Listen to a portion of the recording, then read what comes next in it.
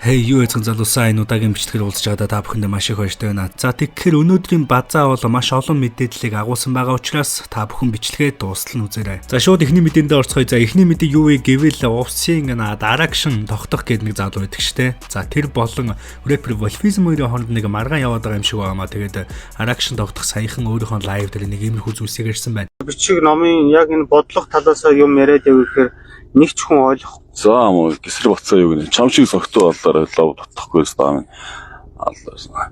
За чи өөрөө зайлаараа гисрээ би чамд галцсан бэлчээ. Wolfism бацаа минь. Чи өөрөө зайлаараа хүнээс зээлсэн мөнгөө өгч чадахгүй чам шиг бол арчаагүй мó 90 одоо сүнүүд зүгээр зайлах хэрэгтэй заяа. Тэгчээд одоо элдв хүний лайваар орж ир элдв бусаар хүн хараад зүгтэг чи хийнэ. Тэгчээд хүнээс авсан өгснөө нэг 500 сая төгрөг өгч чадахгүй жам шиг мó 90 сүнүүд бол зүгээр зайл заяа би чамд мөнгө авах ч юу чи надад өгч юу гэсэн би чамд харин дэндэн заа таруулж дисто хийн заяа би шүлгийн бичсэн үгийн бичсэн байгаа хүлээч заяа ч ийм арчаагийн өмсөлтөө нэр бас.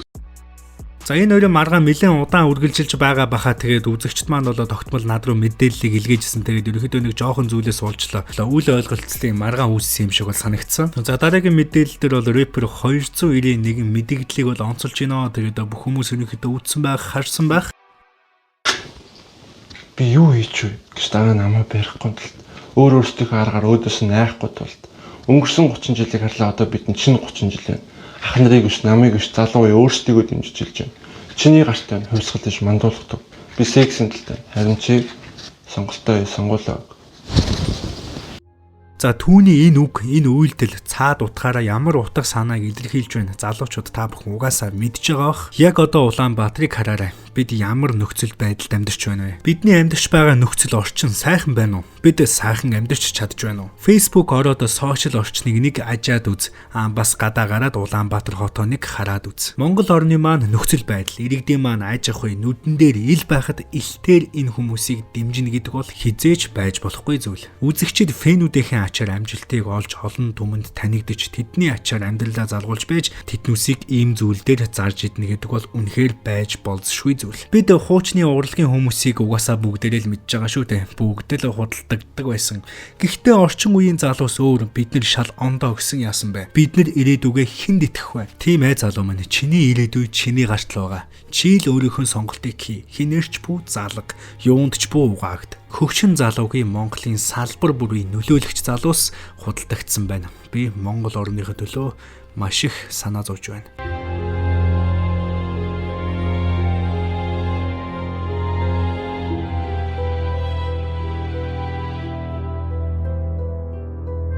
За дараагийн сэдв дээр бол яг энэ сэдвтэй холбоотой Тамир болон Хойд авте за энэ Майцүү рекордстой холбогдож байна. За цаачин нэгэн рэперийг илэглэж нөгөө алдарт шүдэнд зурлалтыг илэглэж нэг иймэрхүү видео хийсэн байгаа Хойд ав. Би юу гэж бодож байна? Юу шахаж байна?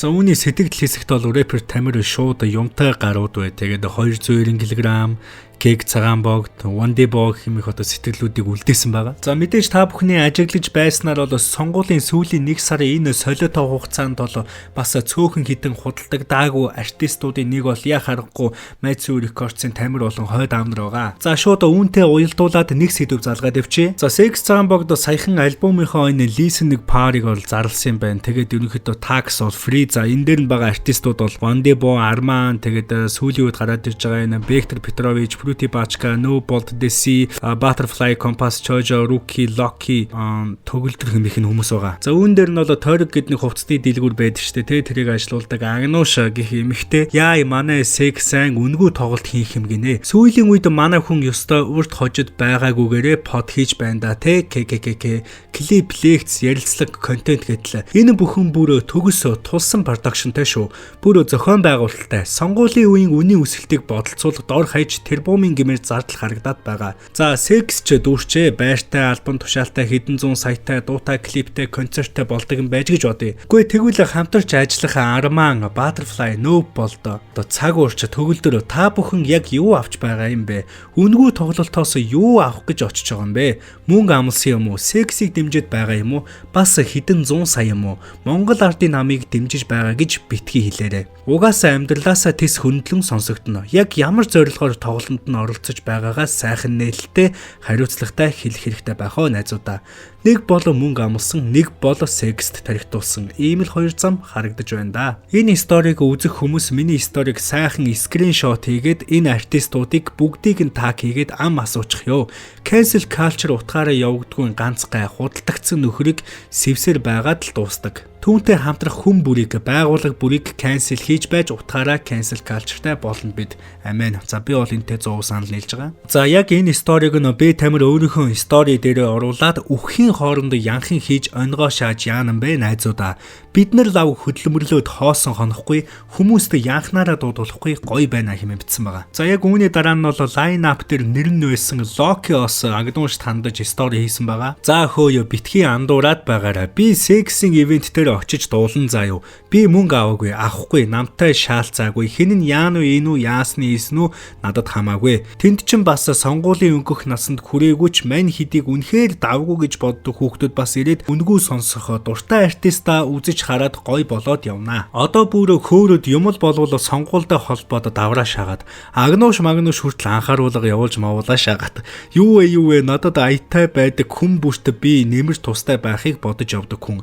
Тиймдээ ч олонтойгоо одоо сайн яваа гэж боддгоо. За рэпер Loki нэг иймэрхүү мэдээллийг өөрийнхөө стори дээр хэлсэн байгаа. За энэ сториноос гадна нэгэн цагт Sex цагаан богдын үнэнч хамтрагч алтан партнер явсан Арман бол би энд байхгүй гэж өөрийнхөө нэрийг ингэж далдлаад тэгээд стори хийсэн байгаа. За юуны төрөнд бол найзаагаа маш амжилттай cancel culture хийж байгаа Армандаа бол томоос том баярыг хүргье. Маш гоё ёс зүйтэй байна. За тэгээд үүнээс гадна бол Pizza Hut-ын Melts-ийг чамд санал болгож байна. Тийм ээ залуу минь чи сая зөв сонссон. Pizza Hut-ын цоо шинхэн бүтээгдэхүүн Melts. Нэмгэн шаржигнуур гурилтай, хайлж урсан бэслэгтэй. Илүү шаржигнуур Melts-ээ дахианы мах, эсвэл махан дурлагч хоёр төрлөөс сонгоод авах боломжтой. Авч явахд авсаархан, чанин савлгаатай, маш гоё амттай. Идэж үзсэн хүмүүс нь угаасаа л мэдж байгаа. Амьдралтай нөнгө нэмэх Pizza Hut-ын цоо шинхэн бүтээгдэхүүн Melts. Бүтээгдэхүүний үнийн хувьд 13,000 гэж байгаа. Та өөртөө өөр байрлах Pizza Hut-ын хүссэн салбараас авах боломжтой бөгөөд яг одоо хүссэн газраа хүссэн цагтаа хүргэл авах боломжтой. Зөвхөн өөртөө зориулах цоо шинхэн амт энэ бол Melts. За ингээд өнөөдрийн базааныхаа хамгийн сүүлийн сэдвт орцгоё. Хамгийн сүүлийн сэдв бол рэпер Big G-тэй холбогдож байна. 6 сарын 22 буюу өнөөдөр рэпер Big G Хөх хотын IDX хэмээх клубад тоглох гэж байсан. Бүх постэр монстер нь гараад тасалбар энэ төр нь зарагдаад эхэлчихсэн байсан. Гэхдээ Хөх хотод гадны иргэн ирж тоглолт хийхээр болвол заавал соёлынхын яамнаас бол зөвшөөрөл авдаг байгаа.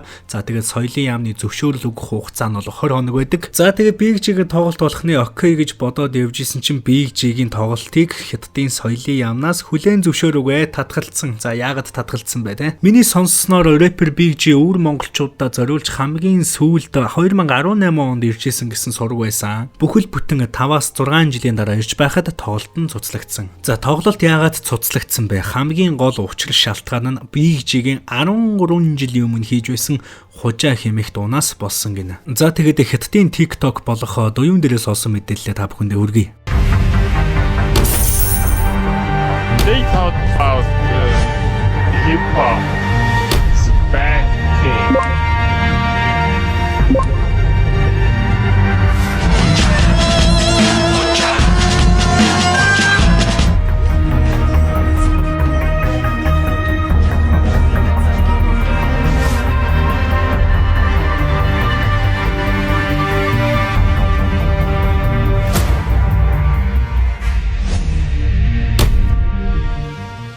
За окей. Тэгээд 13 жилийн өмнө Big G-гийн хийсэн дуу одоо үеийн тоглолтын ингэж цуцалтын байж. Гэхдээ бас нэгэн асуудал гарч ирсэн. Энэ нь юу вэ гэхээр хөгжмийн продюсер Аялагч гэж та бүхэн мэдж байгаа. За Аялагчийн зохион байгуулсан прожект болох Сонос гэдэг энэ фестивал байсан. За Сонос фестивалыг бол энэ Хөх хотод хийх гэжсэн. За сонсон тэгээд ерөнхийдөө 2 өдөртөө эхний өдөр нь бол Монгол болон энэ өөр ар Монголын уран бүтээлч дуулаад за энэ 2 дахь үе одоо 6 сарын 30-ных нь өдөр Хятад уран бүтээлч дуулах байсан. За тэгсэн чинь энэ тоглолтыг нь бас хятадын соёлын яамнаас бол цуцалдсан. Яагаад гэвэл энэ лайн ап дээр нь Big G-тэй холбоотой 2 хүн байна гэж бол одоо шалтгаан тийм байсан. За тэр 2 хүн бол мэдээж ойлгомжтой. Вандибо болон DJ Gizig-нэр бол харагдаж байна. Яагаад гэвэл одоо DJ Gizig бол өмнө Real Label-д байсан. За тэгээ Вандибо бол рэпер Big G-тэй хамт дуу хийжсэн. За ерөнхийдөө энэ фестивал бол цуцлагдаад ерөнхийдөө одоогийн байдлаар нэг тийм хойшилсан шинж тэмдэгтэй байгаа. За тэгэхээр энэ агуу хятад гүрний бол улсын коммунист бодлого гэдэг бол маш айхтар одоо маш хүчтэй зүйл гэдгийг бол ерөнхийдөө харж байна. 13 жилийн өмнө хийсэн дуу одоо үед ингэж бол маш том бэрхшээлийг авчирч байна.